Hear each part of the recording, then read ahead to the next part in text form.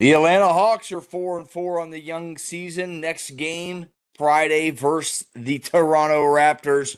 Welcome to the 213th episode of ATL Prime Sports. I'm Jurjevich. Joining me this evening is my fabulous co-host, your PA voice of the Rome Emperors, Larry Gardner, and my fabulous producer, Wayne Ridenauer in wonderful Memphis, Tennessee. You can catch us all at ATL Prime Sports across the board.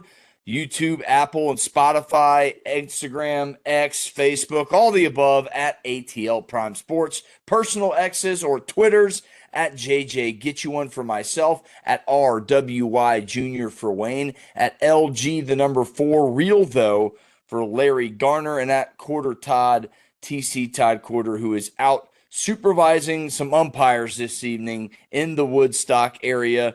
Wayne, how you doing this evening? Man, I'm doing pretty good, but I tell you who was doing really good is those LA Dodgers. They came back, won those last two games like they needed to and walked off with that trophy.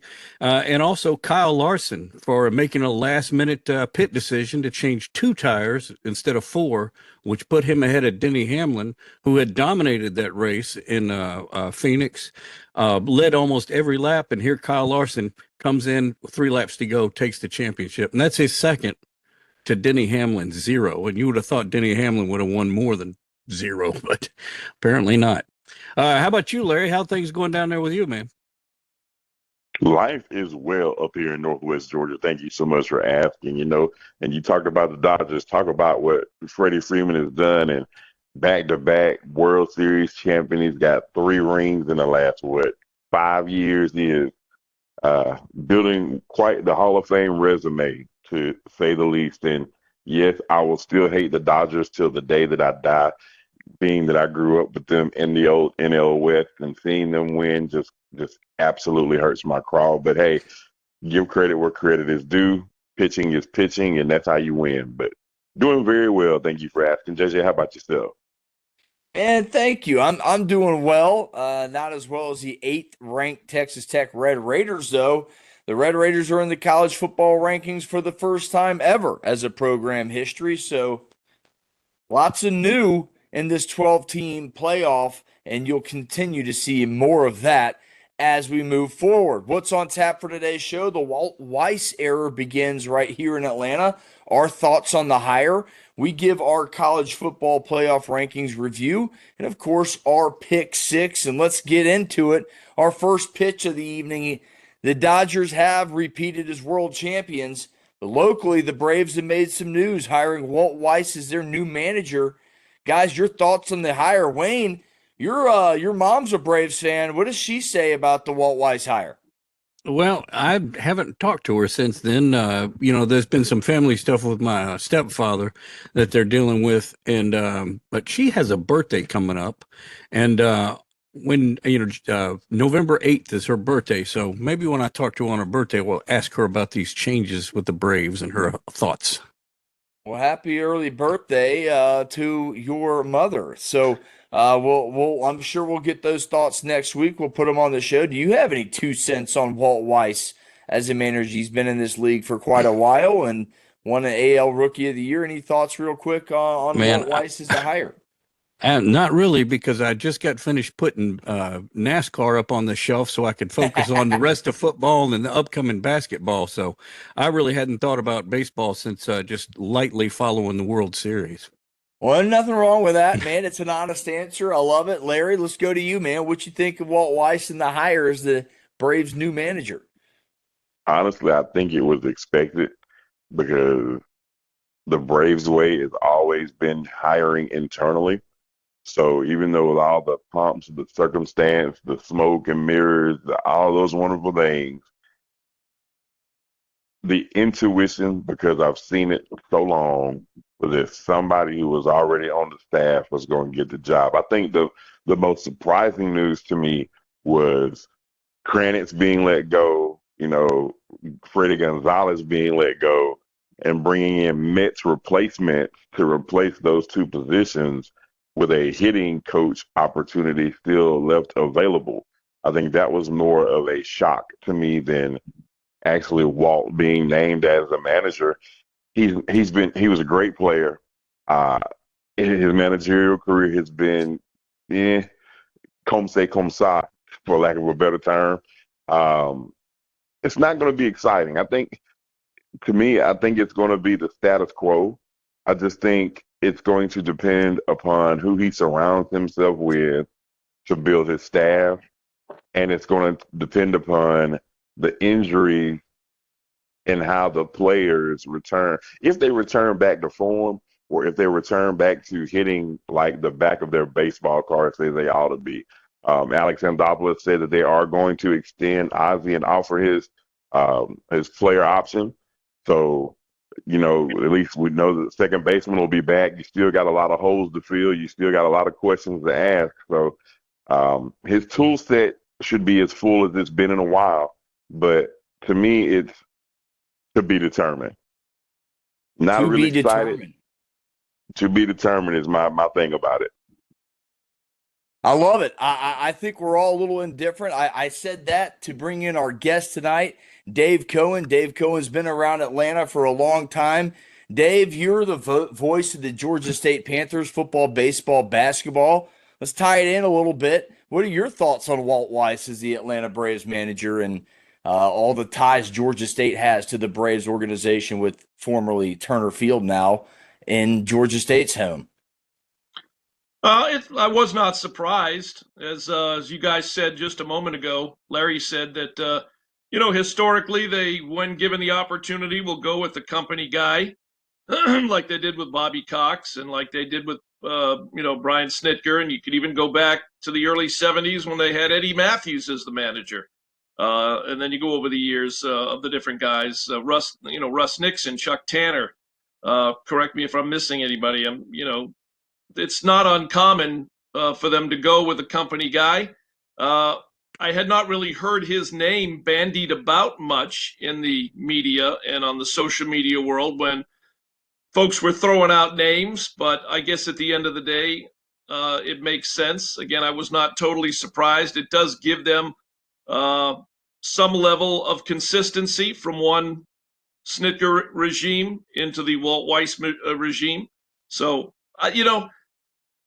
baseball and all sports are really about players. If they can stay healthy, if the pitching stays healthy, unlike what it went through this past year, doesn't matter who the manager is. If Walt Weiss had been the manager this past year, how much difference would it have made in the way the Braves season went?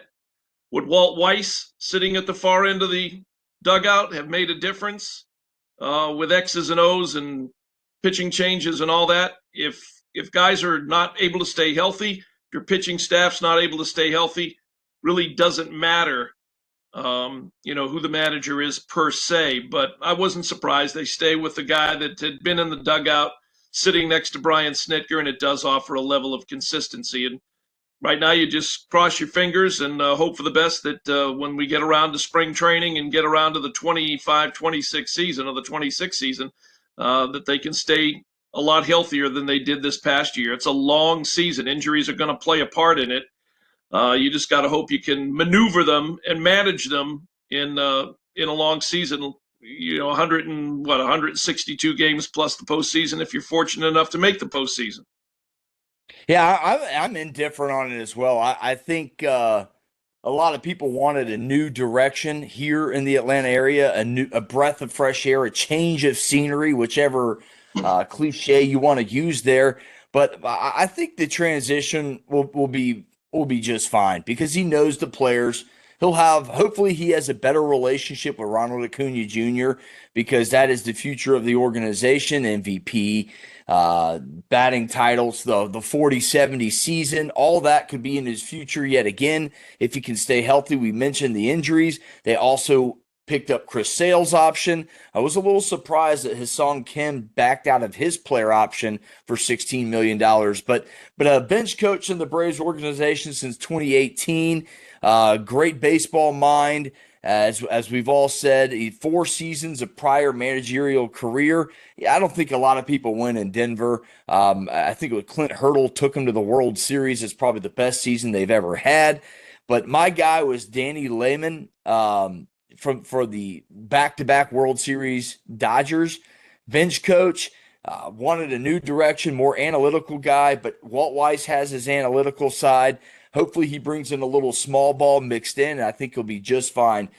Dave, let's get into the Georgia State report in general. You're a busy man. Football going on, basketball just tipped off. Let's stick with the football side of things. Currently, models and just a Sun Belt question in general, JMU, about 25% chance to make the college football playoffs. If the Dukes were able to get in, how well would they fare? You saw them firsthand. The Panthers actually played one of the closer games, minus the Louisville loss, of course. But the Panthers were the closest to them in all 14-7, and played them one of their better games of the year defensively. Your thoughts on JMU and their chances of getting in the college football playoff, and maybe how would they fare? Well, I don't know if the loss to Louisville at the end of the day, when you get those people in that meeting room to decide who will get that G5, G6 bid, whether it's Wayne's Memphis Tigers, they lost to UAB, correct? Will that UAB loss affect them in any manner as would Louisville beating James Madison? Georgia State, in hindsight, had a great shot to beat them. And I think if Georgia State had made the decision to start Cameron Brown a week or two early as your starting quarterback, if you go into that game with Cam Brown and JMU plays the same way they played against us when we played them, I think Georgia State would have had an excellent opportunity to hand them a loss. And if that had happened, they'd be toast. There's no way they're getting a postseason bid if they had lost to us.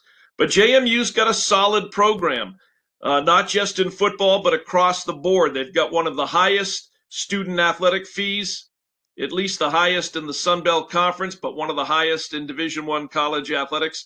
They've got fantastic facilities. They prioritize college athletics at James Madison University on a higher plane than many others. You could do the comparison just within the Sun Belt. And so the results are on the field. The results show on the field and on the court.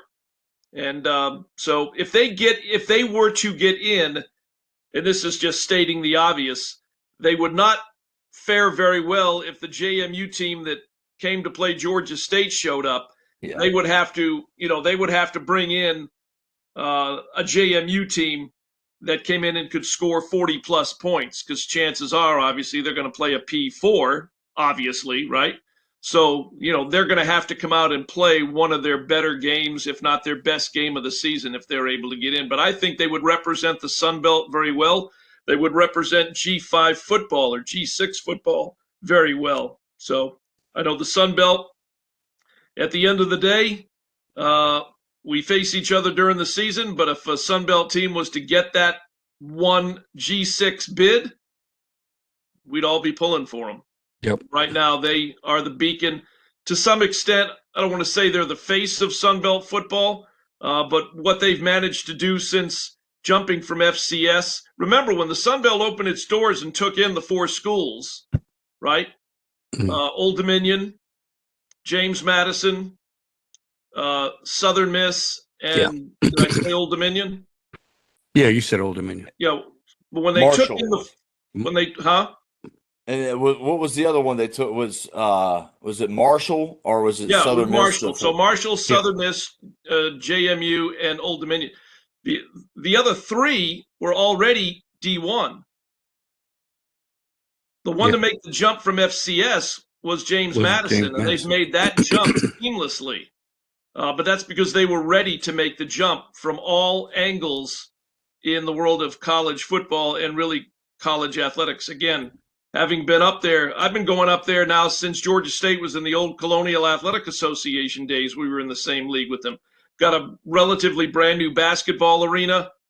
Football stadium is nice, and they continue to, provide upgrades for the experience, both players and fans. So James Madison's got it going, but, they've got the financial wherewithal to be able to do that, where some of the other schools in the Sun Belt don't fare as well and don't operate at the same level financially. with regards to budget. We'll go to the Georgia State Panthers football team. Coastal is the next opponent. They've won 3 in a row, moved right behind James Madison in the Sun Belt East. The Chanticleers have scored 44 and 45 respectively in the last 2 games. How does this defense stop Coastal Carolina Saturday afternoon? Well, that's what worries me, because we give up on average 40 or 41 points a game. And I know that number's skewed a little bit by the 70 that we gave up in Nashville and the 69 that we gave up at Ole Miss. So that number is skewed a little bit. But you could also look at some of the other scores that we've in the games that we've played in. The JMU game is kind of like a mirage. It's the one game where going in, I thought we were going to give up 40-plus points, and we only surrendered 14, but on the other side could only manage 1 touchdown.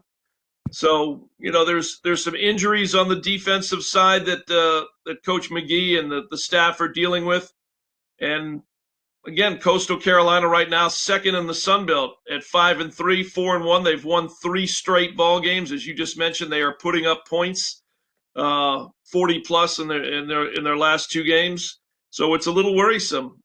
Defensively, can we go out and not stop, but slow the Chanticleers from the offensive output that we've seen the last 3 weeks?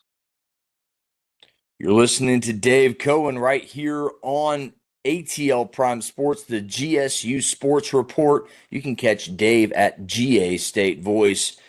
Larry, take it away, man. I know you got a basketball question. Yeah, Dave, I wanted to kind of pick your brain about the Panther basketball program. I know a lot of our listeners that do follow Georgia State athletics may not necessarily understand or know the crop of athletes that now occupy the basketball program on the men's side. And talk to us about what the outlook is going to be, some of the names to be, paying attention to, what's the outlook, some of those kinds of things, so that we can kind of get an idea as to what to expect from the Panthers men's basketball squad this year. Well, that's a good and a timely question. They're getting ready to go to Cincinnati for a game there Friday night. I'm not going to make that trip because I'll be with football over at Coastal Carolina, but I was with them up in Michigan earlier this week, and we played in the season opener was the Sun Belt MAC Challenge, and we were sent to Ypsilanti, Michigan to take on Eastern Michigan, and they were 500 a year ago. I think 16-16, and I think 8-8 or 9-9 in MAC play. And we weren't quite sure what to expect. We saw 65-61 exhibition loss to Georgia, where Georgia State played really well in the second half after being down 17 at the half. And then we went over to Morehouse College and beat them by 11, which some people said raised a little bit of a red flag. Why did we beat Morehouse by only 11, a D2 program? But they weren't bad that night either. The result in Michigan was not what everybody was looking for nor hoping for. Final score at Ypsilanti was Eastern Michigan 71, Georgia State 49. And so a little bit of an eye-opening experience as far as, an opening game goes. There's a couple of players that did not play in the game, notably Ja'Kai Newton, a kid out of Covington who transferred back from Indiana. But we struggled to score. I mean, I'm just going to be honest with you. When you score only 49 points, they said, man, they didn't even hit 50 points. We struggled to score. And some of that was missed shots and, shot selection, but some of it was also defensive pressure from Eastern Michigan. A couple of the other red flags, we gave up 22 offensive rebounds. Now, Clash Peters is not with the team right now. I think he would have helped. He's a 6'9", post player. Maybe instead of giving up 22 offensive rebounds and however many points they scored off offensive rebounds, we could have cut that number, maybe not in half, but instead of 22, maybe they only get 15, or maybe they only get 16. But he wasn't there, and Ja'Kai wasn't able to play. And we just looked out of sync for the first game. And again, some of it was shot selection. Some of it was just missed shots. They were good shots. They were just missed shots. And so now all of a sudden, all of that preseason optimism and excitement. It's not that it's not still there, but it's taken a hit because it's a game that you kind of expected to go on the road and play well enough to win, and that wasn't the case.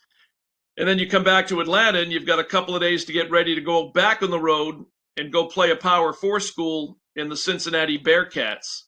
And that could be a little worrisome. Got to get off to a great start. You don't have a lot of time. You can go back while they're back in Atlanta. I'm sure they've watched film. I know they've practiced. But going from Eastern Michigan to Cincinnati is going to be a step or two up the ladder with regards to, skill, size, level players. So that's a game that I'll be watching closely from afar on the road while I'm over in Myrtle Beach and Conway, and they're in Cincinnati. They get Presbyterian College as their home opener when they get back from Cincinnati, and that that'll open up the home portion of the schedule. The schedule overall, Larry, is not as daunting as it was last year. The only P4s that we play this year are Cincinnati and Arizona State on the road, and I'll be able to make that trip. Football's only going to cause me to miss 2 games this year, Cincinnati being one of them. But last year, if you remember, we were talking about their schedule, and they played early in the first month of the season. They played 3 SEC schools on the road. They went to Mississippi State, they went to Kentucky, and they went to Auburn. And programs financially have to do that sometimes. I'm sure they wish it wasn't 3 in such a short time span, but that's not the case this year. The schedule in the non-conference portion, including Eastern Michigan, is set up to be a little bit more successful and to put them in a position to maybe stack a few more wins as opposed to going on the road and playing 3 SEC schools. But, the last thing that I'll say about it is, we watch, and I'm able to watch, and I'll go to practice. I go to practice more now that we're traveling. But when you bring in 8 or 9 new faces and you pair them with the 3 or 4 guys that stayed from last year's team, and Trey Scott was a redshirt last year, so he didn't play. He practiced, but he didn't play. You're basically putting 8 guys or 8 guys with 4 guys that are back. You're trying to mesh and build a team and build chemistry. And you can scrimmage all you want. You can practice all you want. It's a benefit, but it's not the same as playing in a real game at game speed against skilled players that are not wearing practice jerseys. And so I think that was a little bit of a wake-up call as well, going to Eastern Michigan. They were clearly better than I thought they were going to be. I didn't go up there thinking 99% we're going to win this game. But I certainly didn't get on that plane and head up to Michigan thinking it was going to be a 71 to 49 final score. Yeah, I think Eastern Michigan has actually attracted a few players from Memphis. So, they've got a basketball thing they're building there. Yeah, well, they're headed in the right direction. I don't know how strong necessarily the MAC is. I don't follow it day to day. I know we've got one more MAC Challenge game later on in February that we'll play in Atlanta. But Eastern Michigan, to me, was impressive. I liked their whole starting 5 and a few of the kids they were bringing off the bench. I'm not saying they're going to win the MAC, but I thought that was a pretty good-looking basketball team. As much as we looked at us as game 1, their folks looked at them as game 1. And I thought they looked pretty good.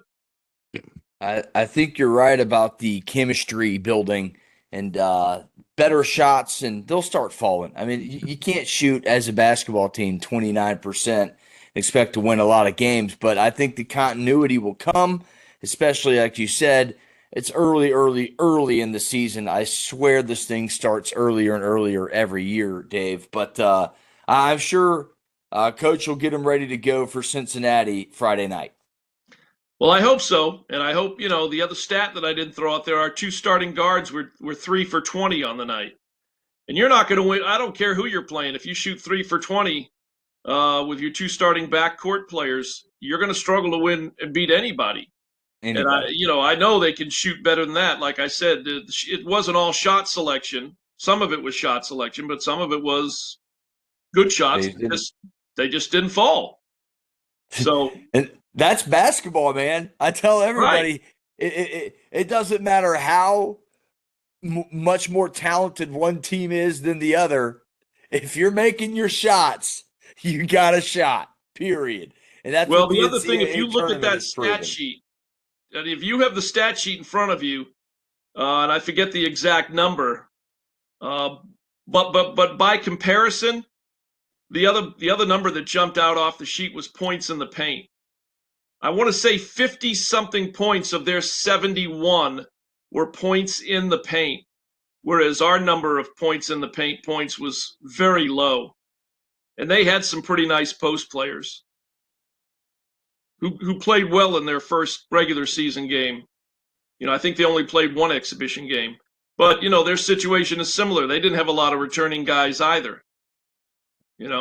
So Yeah, and you were correct, Dave. 54 out of their 71 points in the paint. So right. dominated. Georgia State only 14 in that aspect, and shot free throws well, fairly well. 8 for 12 on free throws, fairly well there. So hopefully you get to the line more, and the shooting percentage will increase. So Well, Dave, that points in go the ahead. paint number also ties in directly with offensive rebounds. Second 22, chance 22 points. offensive rebounds. They dominated the glass.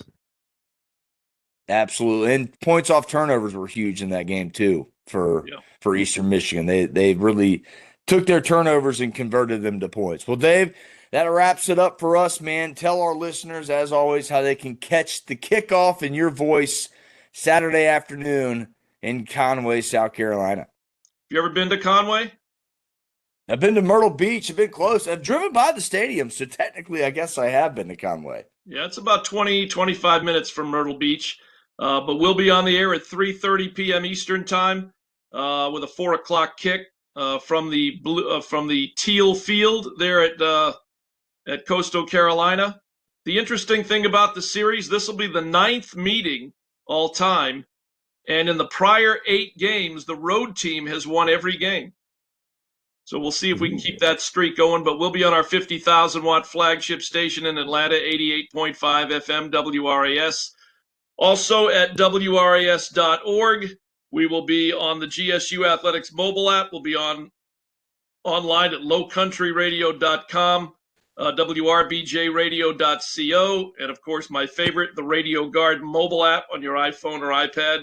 And you just search WRAS or Album 88, and we will be there. Well, as always, Dave Cohen for the Georgia State Sports Report. You can catch Dave on Twitter at GA State Voice. Thanks, Dave, for taking the time to join us here on ATL Prime Sports. And as always, man, have a great call Saturday and go Panthers. All right. Thanks, guys. We'll talk to you again soon. All right. Absolutely. Guys, we'll go from Dave Cohen and the GSU Sports Report. We talked a little bit about the Atlanta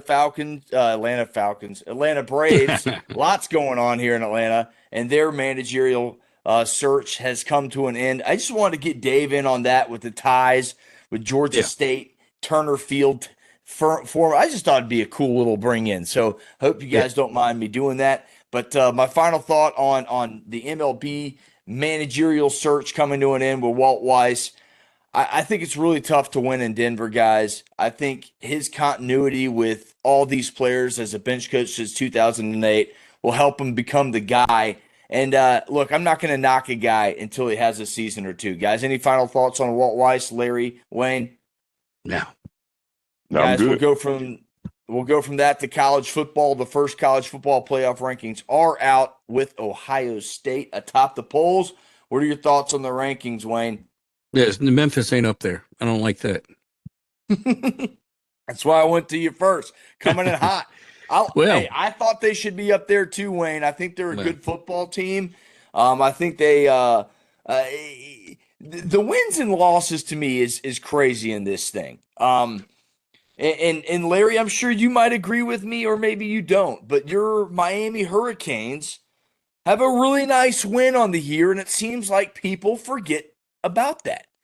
They beat Notre Dame, and they were up big in that game in the fourth quarter, and then Carr comes back, gets him close, and yes, it was in the end, it was a close game, but Miami dominated a lot of that game, and here we are. They're 8 spots behind Notre Dame in the initial college football playoff rankings, and to me, that's where it gets jumbled. Like, okay, Memphis had a bad day against a new head coach on the road at UAB in a rivalry game, as we talked about the barbecue rivalry here on this show. I don't penalize a team so much for losing one game if you bounce back. I just think the rankings are all over the place. I'm okay with them for the most part, but those are two, and we just nailed them right off the bat, that I don't agree with. I think Miami should be a little higher. Sure, you could put Notre Dame a little in front of them, but 8 spots in front of them in a head-to-head where Miami won the game. And then the other is Memphis. I do think Memphis should be 25, Wayne. I think they should be ahead of their in-state counterpart, the Tennessee Volunteers, who have struggled a couple weeks in a row. Lost, obviously, to Oklahoma last week at home. To me, Memphis should be ranked. They beat USF, who beat or who Miami beat. So I think there's just a lot of connections here that are head scratching. But overall, I'm 98% correct with them. I think Georgia Tech deserves to be a little bit higher. I think everybody's so down on the ACC because their top teams haven't really played each other. We're all over the place here. Larry, what are your thoughts, man? How much higher do you think your Hurricanes should be, or do you think they're right where they are? I would give them probably about maybe 2 notches up to where they were originally scheduled out to be here on their first CFP rankings. But my issue with it all is you've got to, if you're going to weigh losses as heavy as you do losses, then you got to weigh wins with the same amount of criteria or the same amount of weight. You've got to give them the same amount of gusto, because right now, and I'll just use the top 4. Right now, Ohio State, who is their signature win? You know, they really don't have anybody. The reason Ohio Texas. State, yeah, you know, I mean, and look what Texas is. Yeah, and look what Texas is now. You know, if Texas messes around and beats Georgia, and they mess around and beat A&M, you could potentially have a 3-loss Texas team in the college football playoff. What I think is going to happen, and I hate it, but because the SEC is so heavy when it comes to rankings and in talent, that the committee is going to kind of like, y'all played a hard schedule. And I'm going to tell you the team that's really going to kind of be the key to unlock the scramble board for the playoff rankings. It's going to be Florida. It is going to be Florida. Florida mollywhopped Texas. Barely lost to Georgia. You know, they lost to Miami, and it wasn't a big, you know, final score in that one. But Florida's a good team. They just aren't coached well, you know, and it's unfortunate to be in that position. But you've got so many different dynamics that are going to come to play. Case in point, what happens if Texas Tech loses Saturday? Pandemonium is going to hit the Big 12. Because now you may not have but one Big 12 team to even qualify, and that's the Big 12 champ. So you could potentially see a college football playoff with one Big 12, one ACC, one Group of 5, and then the rest would be Big 10 and SEC teams. And you're independent, of course, of Notre Dame, because they're not the script is not going to allow any world or universe where Notre Dame is not in the playoff. It's just not going to happen. At least at 10-2, I agree. And yeah, I know what you mean about Texas. A 10-2. I think you said three loss. You meant 2 losses if they won out, and that would be just crazy from the start of that, the how they started the season to where they are now, how Arch Manning looked at the beginning of the season to where he's looking now. Yeah, there's a lot of craziness that can happen. Florida holds a lot of keys to that because they played so many teams so closely. You mentioned the Georgias. You mentioned that they beat Texas, played pretty well against Miami at times. It's just they lost to USF. Remember that? Florida lost to Mm-hmm. South Florida early in the year. That's what put South Florida so high early on. That's why I credit old Memphis for beating them. And I tell you what, this is just an absolute crazy look. The lowest ranked team, the most losses is Tennessee at 25. So everybody in the top 25 at this point has only 2 losses for the most part or lower.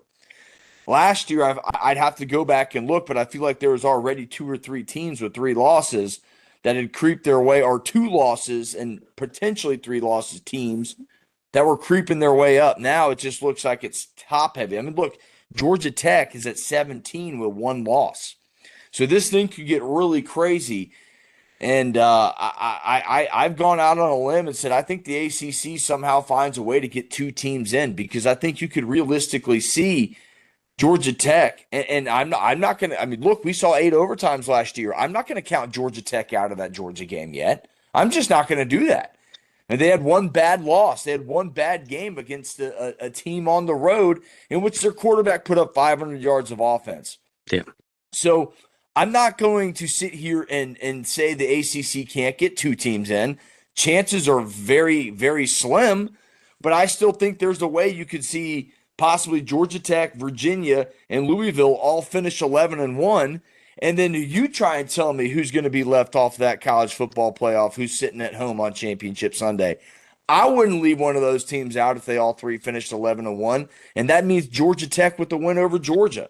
They're definitely not getting left out, even if they lose in the ACC title game, in my opinion. So there's some chaos scenarios in this, and that kind of answers my second question, and that would be my team, would be Georgia Tech, and that would be my second question of this topic. What teams that are currently on the outside of the top 12 make the college football playoff? And right now, I think the biggest one with the most upside in terms of what they can do in front of them is Georgia Tech. They play a ranked Pittsburgh coming up in a couple weeks, and the top 5 team in the country in the Georgia, I still call it the Georgia Dome, in the Mercedes-Benz Stadium right down the street, which will be one of the most epic Florida, clean old-fashioned hate games we've had in years. So there's a lot of teams outside the top 12 right now that can make a lot of chaos. Heck, Vanderbilt could win out, go 10-2, and make their way back up into the college football playoff. Utah's right there at the Big 12. They have a big opportunity moving forward if they can work their way back into the college football playoff scenario. Oklahoma's right there at 12. I still think Miami can play their way back into this thing if Notre Dame plays their way out. There's just so many teams that have a shot at this thing at this point in the season. Guys, give me a couple teams you're looking at, but my answer to the question is 17th ranked Georgia Tech. I think they have the best shot currently outside the top 12 to get to the college football playoff. Wayne, what say you? And well, I'd have to pick Memphis as part of that. But, other teams that are outside the top 5, I still think Vanderbilt has a pretty good chance, too. I like it. Larry, what say you, man? Is it your Miami Hurricanes going to work their way back up, or are you going with the Jackets, your Jackets as well? Man, I'm hoping that Miami does, but realistically speaking, I'm going completely off the given pass, and I think it's Oklahoma. I think Oklahoma could sneak their way back into it because they really don't have any more difficult matchups that are in front of them. They've already played the meat and potatoes of their hard schedule, but I think honestly it's them. And if I had to use a real dark horse to really look at, pay attention to Missouri because they still have a couple of games against some big-time ranked opponents. We're actually going to pick one here in just a second, and I pick 6. They could squeak away. Interesting take. squeak away and knock on the door. I'm telling you, there's so many SEC teams that if they play their way right, could play their way into a playoff spot. That's why I say the month of November it will always work itself out. But you got Tech could easily make their case. Virginia's going to probably end up being the ACC champion, and I hate to even say that. But I think Oklahoma has the easiest path if they want to, just to continue to do what they're doing, and they've not really played up to Oklahoma Sooner level football this season, but there's still a shot. And I think No, I like what you said about Oklahoma because they have 2 ranked matchups left at Alabama versus Missouri and versus LSU. And if they win all 3 of those, you're damn right, Larry, they will be in the college football playoff, no doubt about it. Yeah, absolutely. So I think there is still so much left to play for a lot of teams. But if you just look at the way the schedule plays out and the way teams have played each other, Oklahoma can beat anybody when they want to play Oklahoma football, and you want to make some noise, you beat Alabama, and you'll have the entire state of Oklahoma right behind you shouting, go Sooners, Boomer Boomer Sooner. Sooner. So, Yeah. Yep. No, I 100% agree with you. They're at that 12 spot right now. Technically, they'd be out because of Memphis and projections, so I really like that. And we all know what Oklahoma did on a lowly November day last year. We all remember it. Oklahoma's reeling about 5-5, 4-5 at the time, something around there. They go put 24 up, hold Alabama. I believe it was 24-6 or something like that, and they shocked the world last year with that win. So I like it, guys. The college football playoffs rankings are currently out. You can go check those out wherever you get your rankings from. Chaos will ensue. I guarantee it. And I'm sticking with my guns. I still think Georgia Tech's a pretty darn good football team because Haynes King is just a pure athlete. And I'm absolutely wanting it to be 10-1 versus 10-1 for the clean old-fashioned hate game. And it would just be the most epic battle of my lifetime, especially in that Georgia Tech rivalry. Guys, we move on from college football to our famous, really infamous Pick Six. Where we pick 6 of the best football games from college and pro spreads or from Wednesday per ESPNBet.com. Larry, another tough week. 1-5, 23-36 on the year. Wayne, 2-4 last week, bringing you to 30-29. TC, 3-3 last week, was the best week out of all of us. He's up to 29-30, 1 game below 500. I am 1 game over, tied with you, Wayne, at 30-29 after a dreadful 2-4 week. This year has been a bummer to us. Yeah. Last year, I believe we all 4 finished right around 500.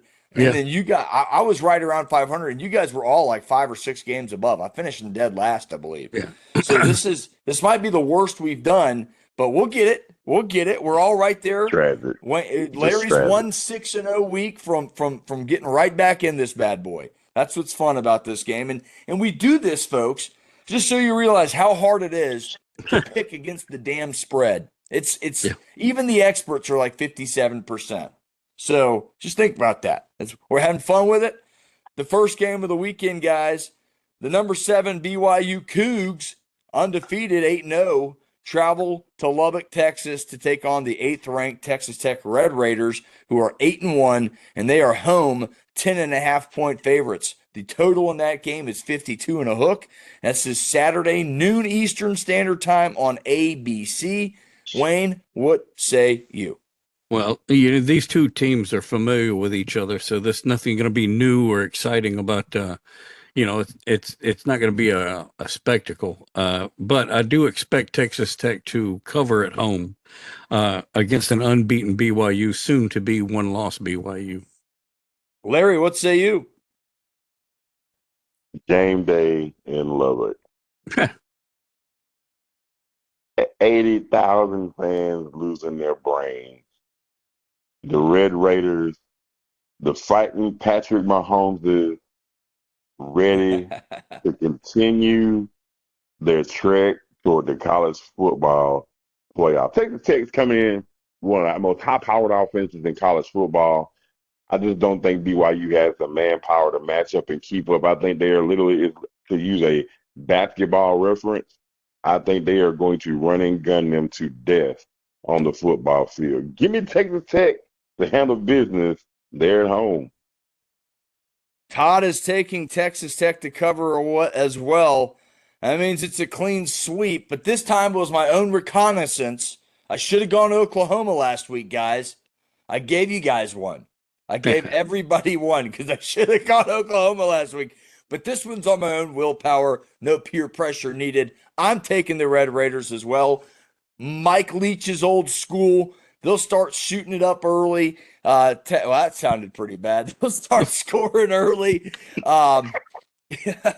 Texas Tech's the only team in the country to be top 5 in yardage per game on offense and scoring defense, over 492 yards a game. Again, top 5 in defense, scoring-wise, only 13.2 points per game on defense. Texas Tech beat Utah by 24 in Salt Lake City, and I still have a weird taste in my mouth from picking Utah in that one.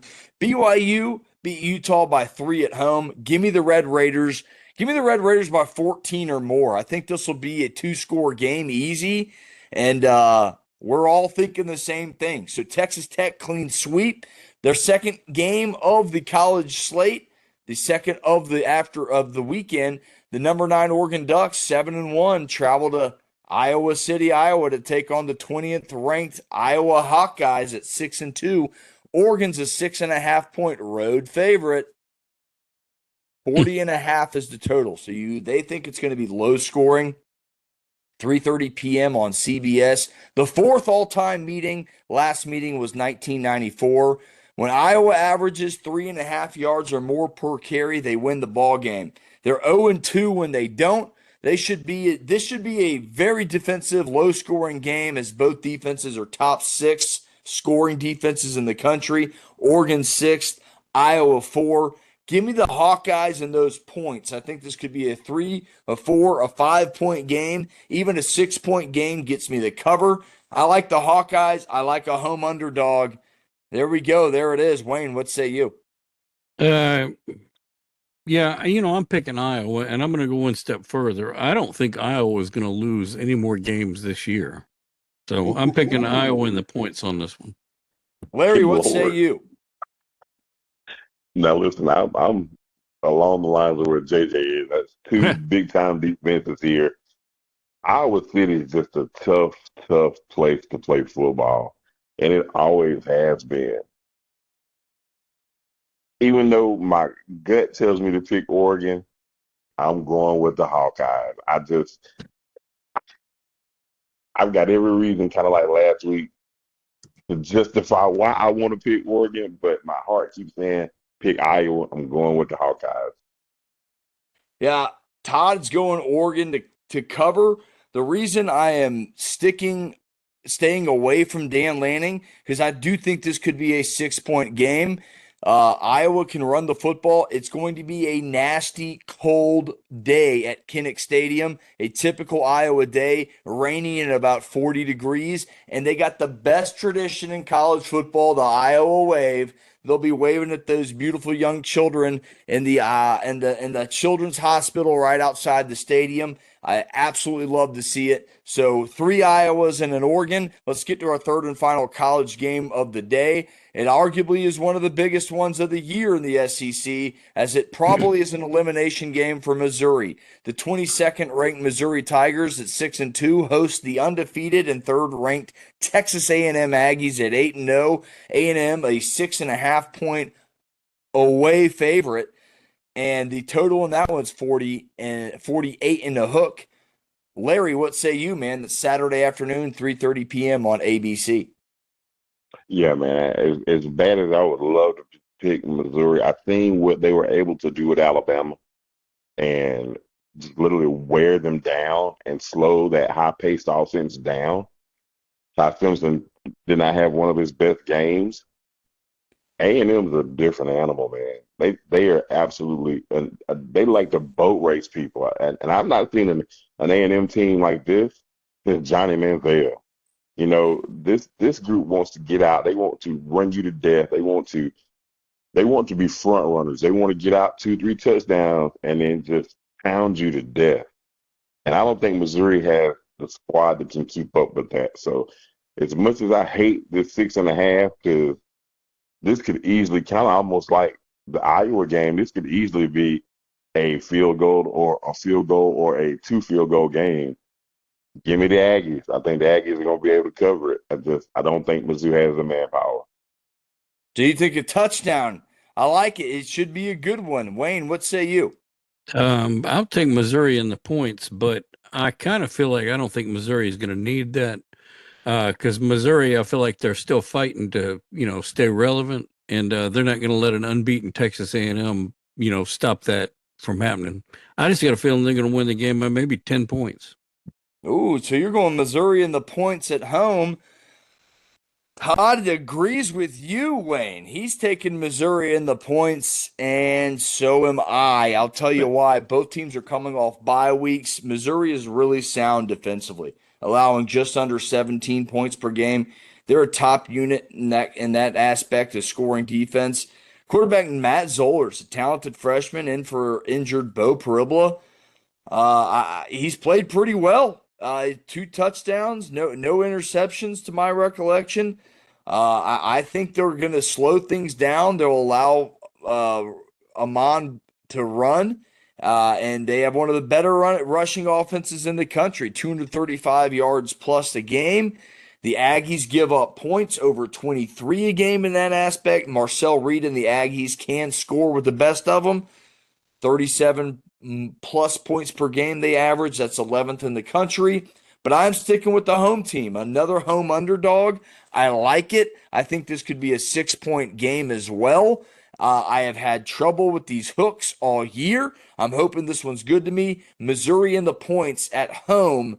I think Eli Drinkowitz will have his guys ready to play. This should be a wonderful, wonderful ball game. So Larry with A&M, 3 Missouris for the rest of us. Our first NFL game of the weekend, it brings us the Falcons versus the Colts. The 3-5 Falcons travel over the pond to take on the Colts, who are 7-2.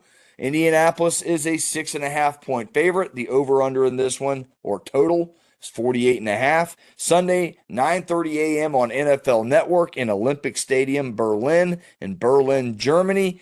Atlanta is 4-4 against the spread this season. Indianapolis 6-3. The key to the Falcons' offense is number 150. That's the number Bijan Robinson hits. He hits more than 150 combined yards, they win ball games. He doesn't hit that number, the Falcons are 0-5 when he does not have 150 combined yards. So you got to get Bijan Robinson plenty of touches, and you got to get it to him out of the backfield, hand it off to him, open up the play action for Drake London and company out wide. Let's see what happens. Colts have the top passer, Daniel Jones, and top rusher, Jonathan Taylor in the NFL. Falcons still have a top 5 defense in terms of yards per game, just over 282 yards they're averaging. Falcons have been good to me as an underdog. Give me the Falcons and the points, man. I think the defense and the enigma shows. And again, I'm going to go with the AI here. I already asked a question. It already told me they're going to lose 23-24. So I'm going to cover the spread. And as you see, if you're watching on YouTube, I'll took the screenshot from my own computer, and then Gronk on Twitter at JJ Get You One. I asked Gronk or whatever, Gronk, whatever you want to call it. It says that AI can sometimes hallucinate future things. So we got AI hallucinating in this ball game, and we already know the Falcons are going to lose 24-23 according to AI. So I'm taking the Falcons and the points, guys. I leave the ball in your court. I wouldn't take any other pick because we already know the outcome according to AI. They hallucinated it. Larry, Wayne, what are you guys doing? All right, Larry, go ahead. I hate the Falcons. Oh, man. You didn't have to say it like that. This is 44 years of pain and agony just soothing out. I love them with everything I have, but you can't figure it out. They're 1-3 all time going overseas. The Colts just made one of the big time acquisitions in grabbing Sauce Gardner.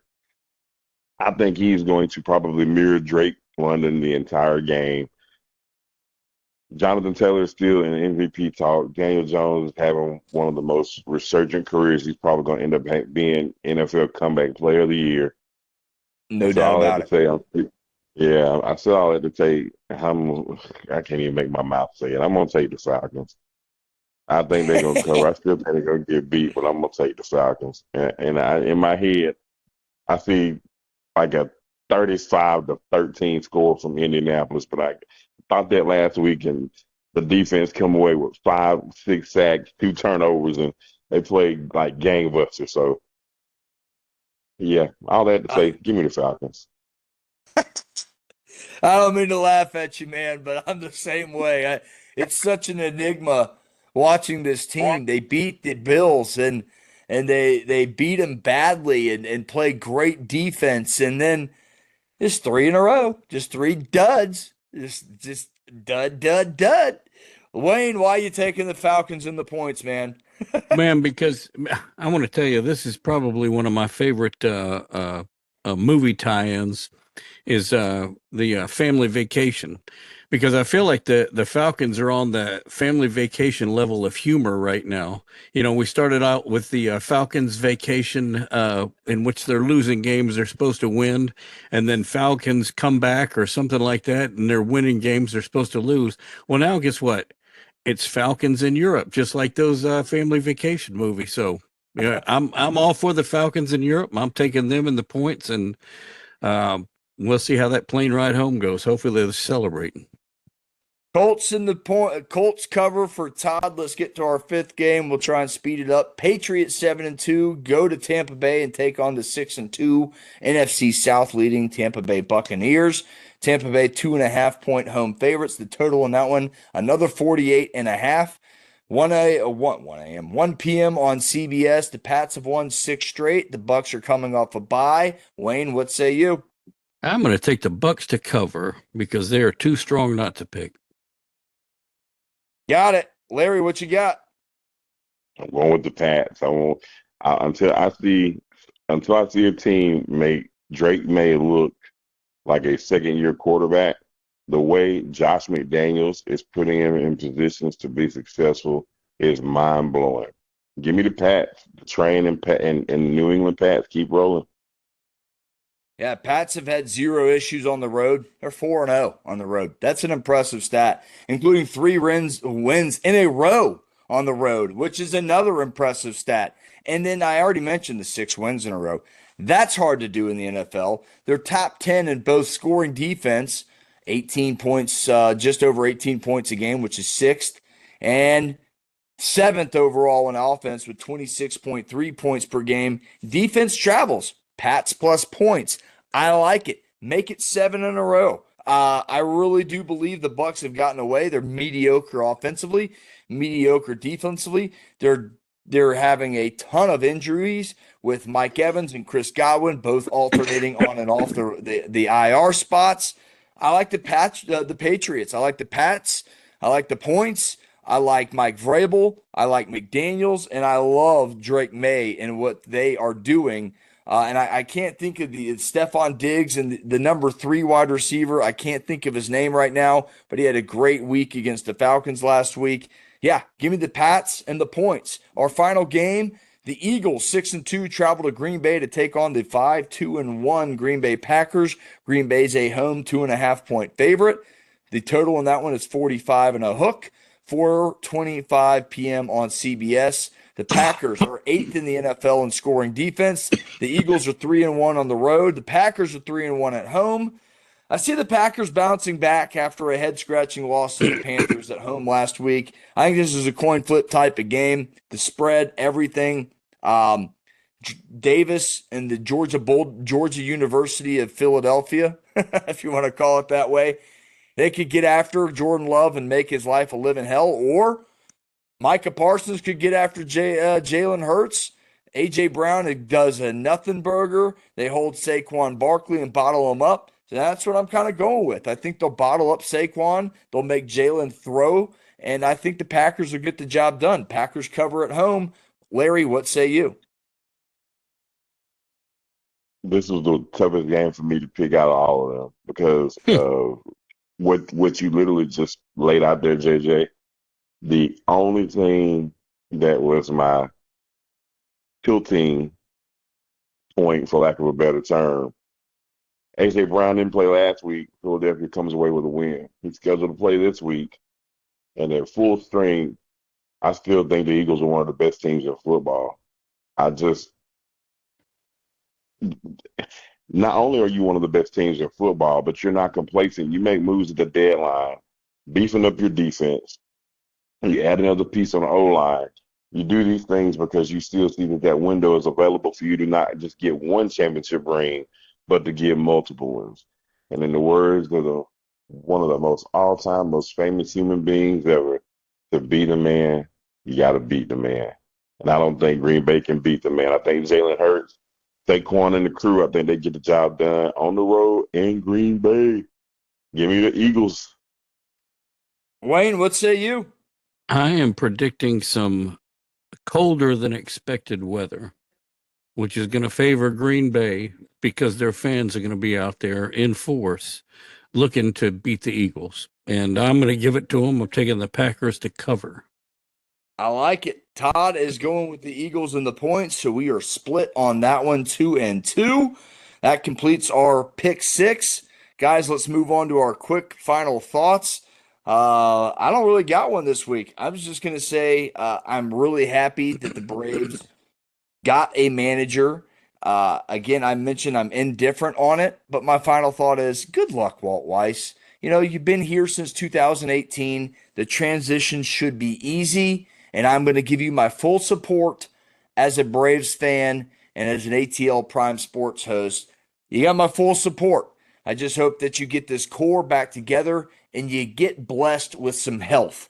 That is my final thought. Wayne, what say you?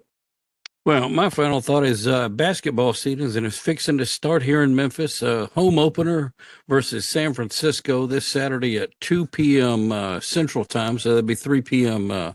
Over there on the East Coast. And I will be there celebrating the first game of the season. It'll be really cool. Larry, what you got, man? Your final thought of the evening.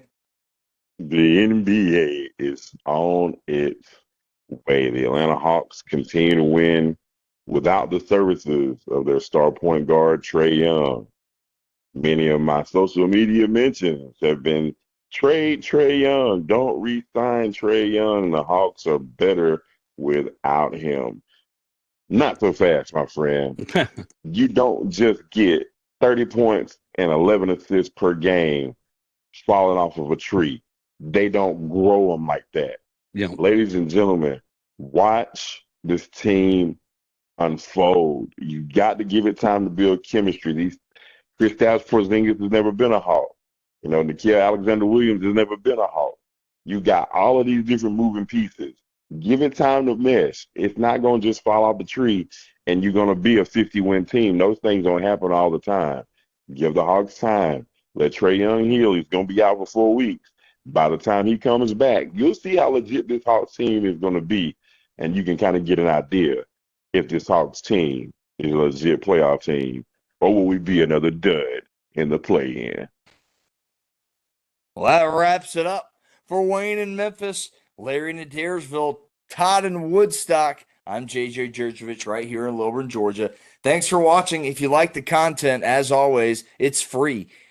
Keep it locked right here at ATL Prime Sports across the board. Give us a like, a thumbs up. Give us a review on Apple or Spotify. We'd really appreciate it. We do this thing for free, and we want to keep it that way. So help us out, and we'll help you out with the latest ATL Prime Sports information. And, guys, that wraps it up. We'll see you next week. Get you one. Enjoy the weekend of football. See you later.